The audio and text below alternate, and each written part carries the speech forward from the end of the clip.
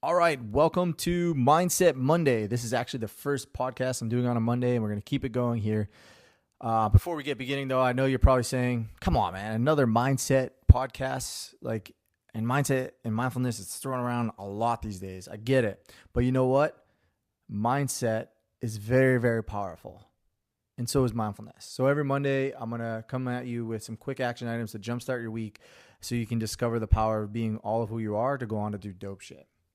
But here's the thing. You have to be willing to take action, right? You don't want to be one of those people just listening to these podcasts, reading the book, and never implementing it because you're going to be stuck on the hamster wheel of life, information overload. There's so much information out there. The problem is that we never take the time to reflect and put it into action. So you need to put this into action, which is why I'm going to make sure that every episode I give you a clear and concise action item. So let's get into it. Today's mindfulness or Mindset Monday is brought to you by a quote that was shared for me, my mentor, when I was coming out of a dark place. And I'll never forget this because I got chills right now. When I hired Trevor Bowen, one of the first things he did, we took a look at my assessment and I told him what happened. He goes, dude, as hard as it hurts to face it and as painful it is, she left you because she can't feel you. Yeah. Those are the words he told me when I came to him for advice after my marriage was coming to an end.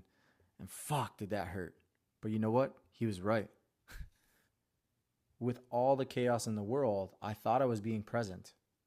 But I was caught up in the chase, never able to take a step back and see that happiness was right in front of me. Of course, I did my best.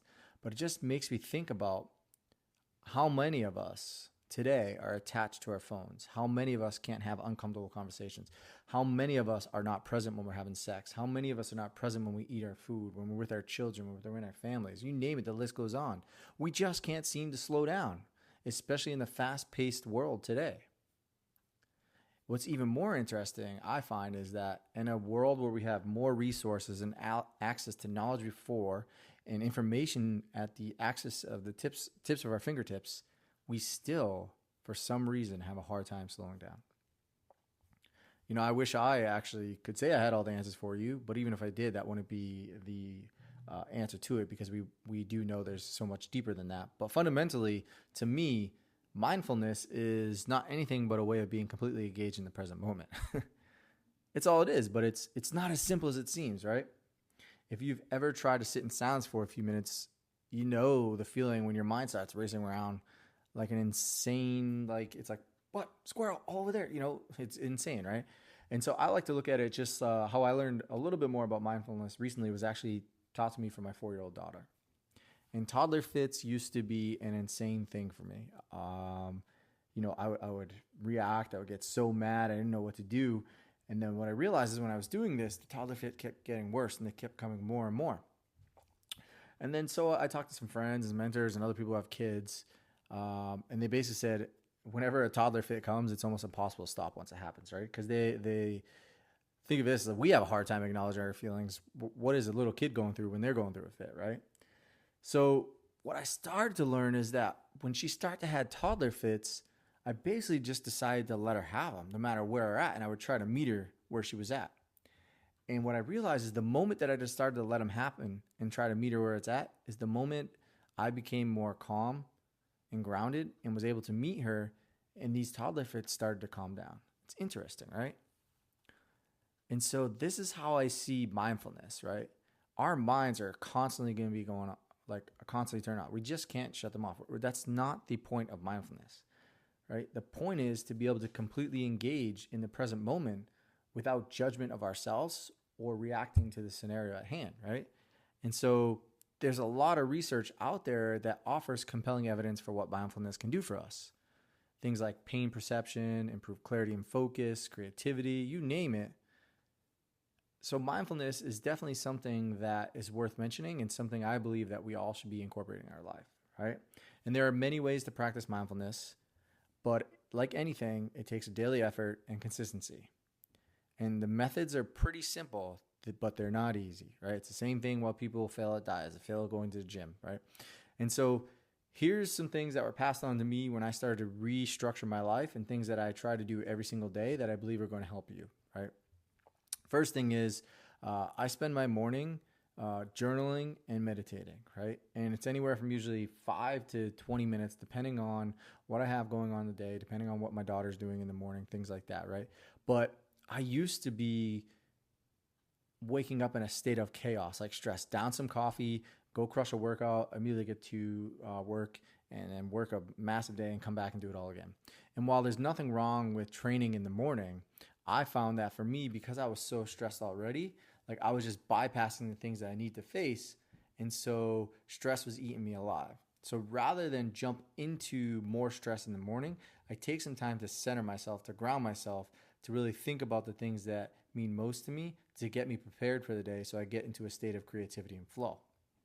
It also allows me to connect better with my daughter, so when those toddler fits come in, I'm a lot less reactive and more responsive and able to handle them a little bit better. Number two, I set aside scheduled time in my day to take a few deep breaths, right? I put it on my phone, I set the alarm, and it says get grounded. And for me, I like box breathing. There's so many different methods out there, but box breathing is basically where you imagine a box and you're going to take a breath in for 4 seconds, hold at the top for 4 seconds, exhale for 4 seconds, and then pause for 4 seconds. And that's where it gets its name from, box breathing. So if you imagine a box, you're doing that in 4 count and going around and around. And what I found is whatever I got going on my mind, it allows me to just like process it and sit with it versus trying to run from it, right? Third one is I block out time every single day to move. Right? Movement is part of my life. I train every day, and without it, I wouldn't be here today. And I look at it doesn't matter what you do for movement. It's basically a fortifier for your life. It teaches you discipline. It teaches you resiliency. It teaches you grit and willpower, and teaches you things about yourself that you've probably never known before. So if you're around in life saying you don't have time to exercise daily, then your priorities are all over the place because your health is probably the number one influencer in your life. And if you're not taking care of your body, there's probably a lot of areas in your life that aren't going as well, right? So make sure you got to block out time daily for exercise, at least 30 minutes. And then the fourth one is I have a clear definition of done, and I never had that before. Meaning, like, I stop working at a certain time. Like, yes, of course, some days I go a little bit longer depending on where I'm at and how much energy I have. But most of the time, I have a set definition of done. If I hit my goal today, I don't try to do more because I know that usually leads to burnout, overwhelm, and frustration, right? And they're all ways that we self-sabotage each other. So I have a clear definition of done based off of what I want to do and what are goals. It's just like I learned that in the Marine Corps, right? Every day we had this thing called 5-paragraph order: situation, mission, execution, administration, command and logistics. You have the same thing in life, right? You just have to have a definition of done. So that way when you come home, you're present with your family, you're present with those that mean most, and you're able to shut down. And then that brings me to the last one. I reflect on the day at the end. Why? Because I never used to do this before, but I realized when I started to write things down at the end of the day, things that were still in my mind, I was able to close the loop and settle in for the night. Also, I was able to better prepare for the next day. So these 5 things are ways that mindfulness has brought a lot of productivity and joy to my life and reduce stress. So give these things a try in your life. I want to know what you think of them. In the end, these will definitely challenge your ways to slowing down with life.